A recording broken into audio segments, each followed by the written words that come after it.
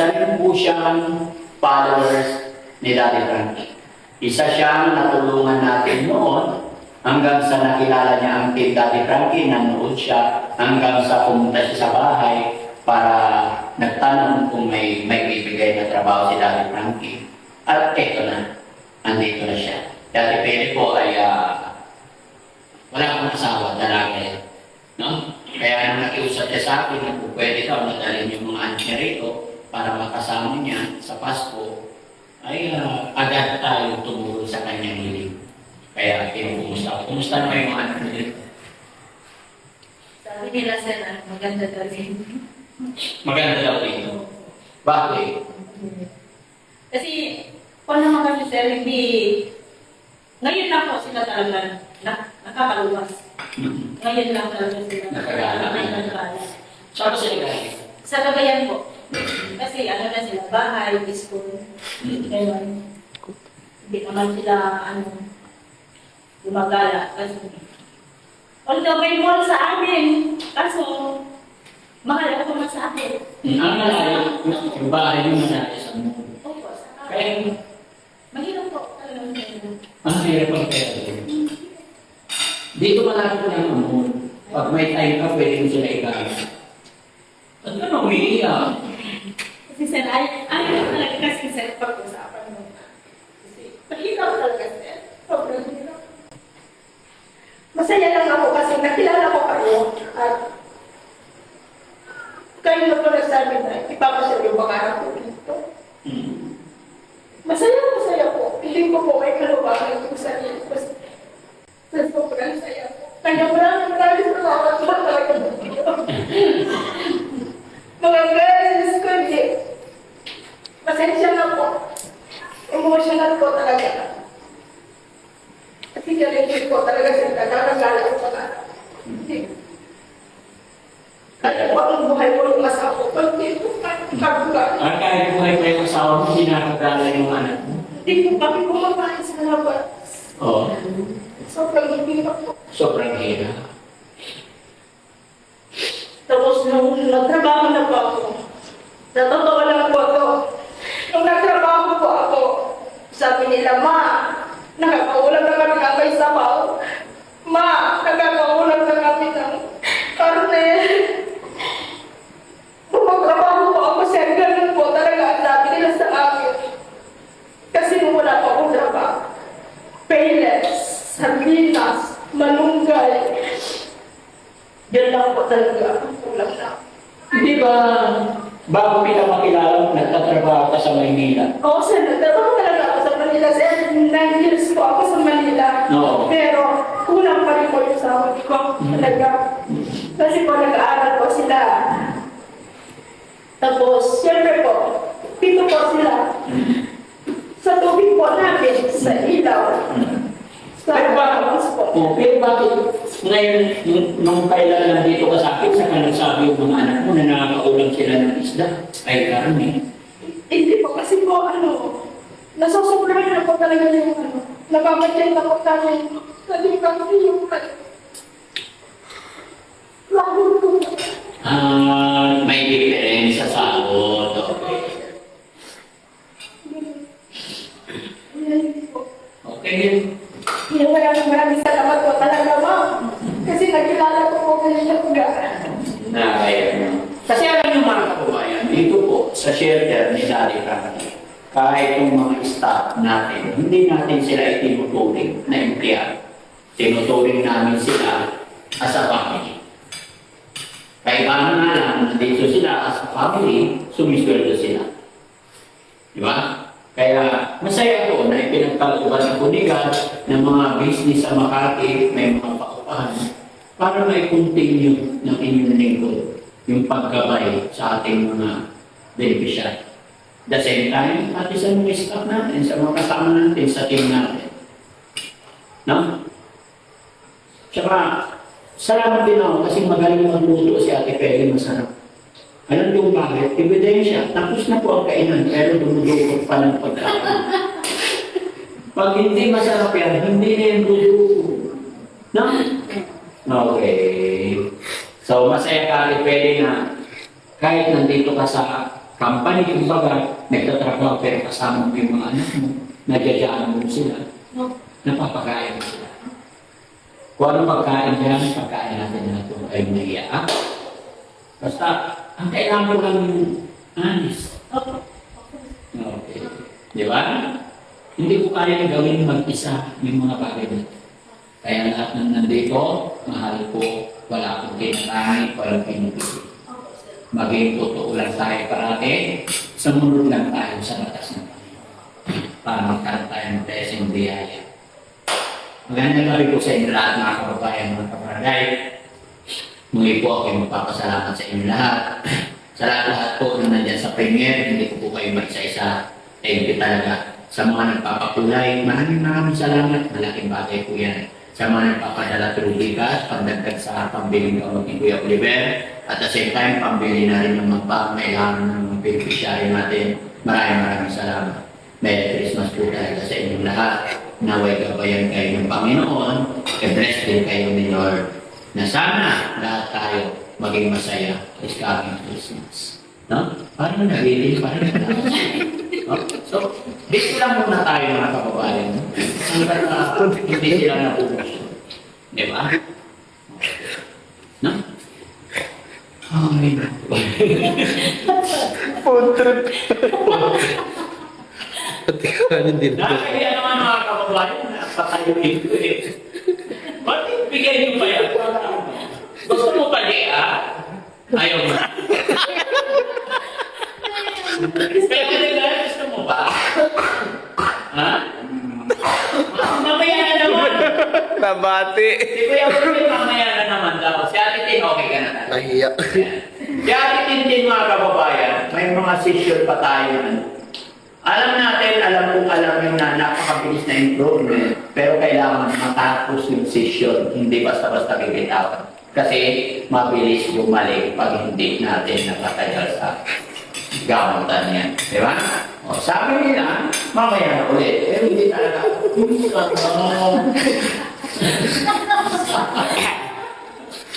Walang problema. Di ba? Mga kababayan, unang-unang na-rescue natin yan. Hindi ganyan yan. Pero thank you, Lord. Thank you talaga. Ayan. Sa'yo na yan. Busi mo na. Ikaw, gusto mo ba? Ayun na yan. Sige na. Ilan mo lang tayo, sir? Hindi. Huwag na tayo. Gulay na. Baka masobra lang. Pwede yun. Pwede yun. Gusto ba gulay? Oo. Si Ate Tintin. Kanta ka rin. Oo. Sasayaw lang daw. Sasayaw. Kakanta rin, marunong kumanta yan si Ate Tin. Kanta ka na. Sige na. Sayang Ate Tin, hindi mo inabot si Maricel dito, si Ate Lisa. Si Ate Lisa Maricel, nagpanakay. Ay, nagpahalo ka nung siya. Naricel. Ah, inabot na si Ate Maricel. Si Ate Lisa din inabot. Pinaligo nga niya. Muse natin. May muse tayo, Kaya, medya po ito mga kababayan. Medya, di ba? Nahibig na. Masipag yan. Pero ang kaibahan dito guys, masipag. Eh sana makita ng kamag-anak ng pamilya, mga kababayan, kung sinong nakakilala, nananawagan po ako. Mga kababayan, mga kabarangay, nananawagan po si Daddy Frankie, kung sino man po nakakilala kay Kuya Junjun. Lumabas na po kayo kasi malakas na po siya kumain. Opo. Ayan. Ako nag-text si Kuya DJ. Kumusta ka daw? Ayan, Kuya JJ. Kumusta? Ano sagot mo sa sinabi niya? Wala siya. Wala pa. Meron sinabi siya. Ingatan mo daw yung kalusugan mo. Sabi niya, ano yung nabasa ko? Mag-iingat ka, mamahalin ka pa daw niya. Thank you, Kuya JJ. Ano sasabihin mo na sinabi niya mag-iingat ka kasi mamahalin ka pa daw niya? Ayun, mag-iingat ka din, Kuya JJ. Salamat sa pag-aalala sa akin.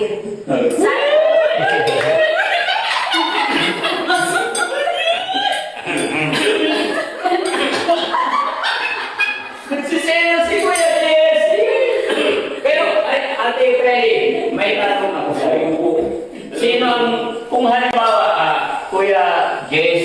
at saka si Kuya JJ. Ibang klase ko, anong parehas pangalan? JJ, JC. Oh, may tanong ako. Sino mas matimbang sa kanilang dalawa? Yun, ang hindi ko alam, sir, pero hindi ko pa naman sila. Hindi mo pa natikman? Ano, sir?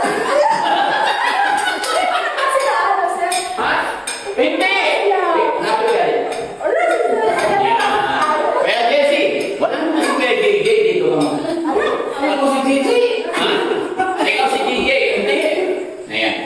Halimbawa, hindi ko siya, wala naman ako sinasabing, hindi kita pinapapili sa ngayon. Ang tanong ko lang pakinggan mo, kung sakasakali, sino ang mas matimbang? Si JJ o si JC? Wait lang! Naintindihan mo yung tanong ko. Hindi kita pinapapili as of now. Siyempre, choice mo yan. Pero yung gusto ko lang malaman. Pero ito, sir. Oh. Sagutin ko yan. Oh. Sa akin naman, Oh. siguro, mas matimbang naman yung walang asawa. Oh. Kasi si Jessie may asawa. Sorry! Ha?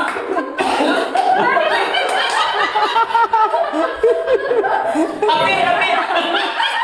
So, doon tayo sa walang asawa. Ayun, Kuya JJ, may pag-asa! Tumatawa si Kuya Oliver, oh! Tumatawa si Kuya Oliver! Binata rin si Kuya Oliver! Doon tayo sa kuya mo.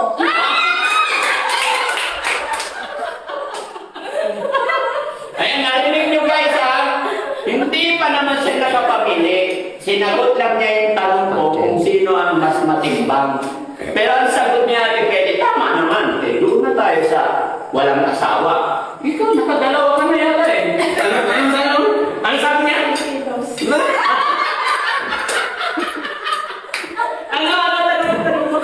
Ano sabi mo? Nagsisilos. Sino?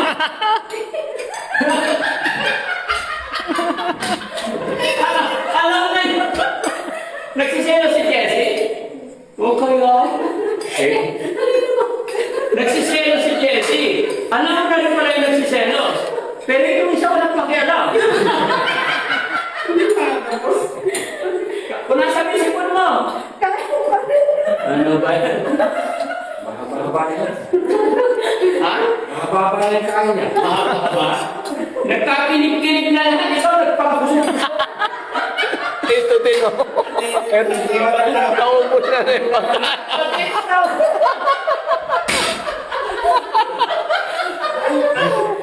Masarapin mo lang, Kuya Oliver. Sabi ni Kuya Oliver, bahala kayo makinig-kinig ako pa. Busog-busog. Nagkikindaran kaya sila. Sabi niya, subo ko. Subo. Sabi sa subo, subo. Sabi mo sa subo ko. Kaya lang, mataya si Kuya Oliver. Sabi niya, subo ko. Subo ko.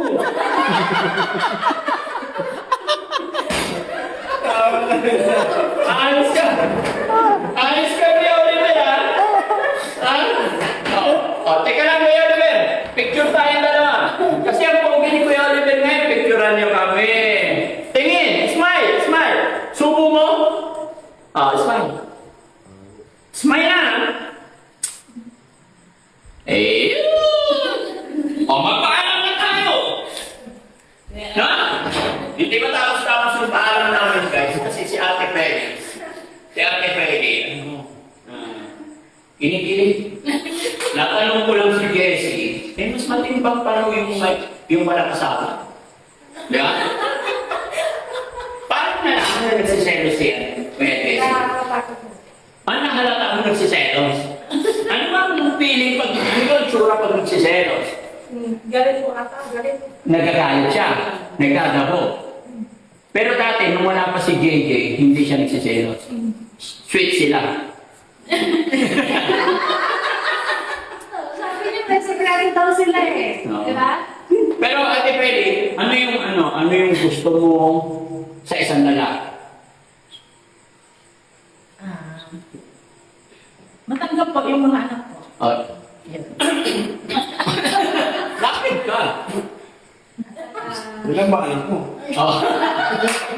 Oh, sige, dali. Ito ang anak Oh. ko. Pito din sa akin. Oh. Sige, hindi. Sige ka muna. Oh. Sige, ano gusto mo sa isang lalaki?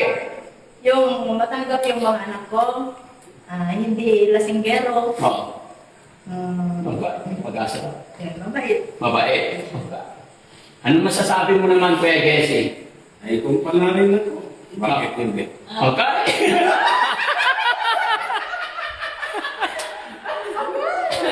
Ang problema, Ate Feli, si Jessie, mabait, hindi lasinggo. Pero may asawa. May asawa yan, sir. Si Kuya JJ, walang asawa. Masipag, Gito rin. mabait, hindi pa mo. Kahit ano eh. Medyo panay dito rin nga. Pero hindi ako, tignan mo.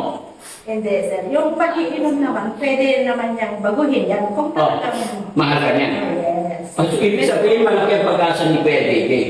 Tingnan lang natin, sir. Ayun! Tingnan natin. Gusto. Ano masasabi mo na? Siyempre, mag-counter ka rin. Hindi, ang akin naman ang tipili. Kung mahal mo yung isang tao, kaya mo ipaglaban kahit anong mangyari. Gumaganda ang paligid kung bawat tao ay Sige. Sige, mag-usap kayo. Kaso lang, Kuya Jessie kasi may asawa ka kasi. So, mahirap naman na yung...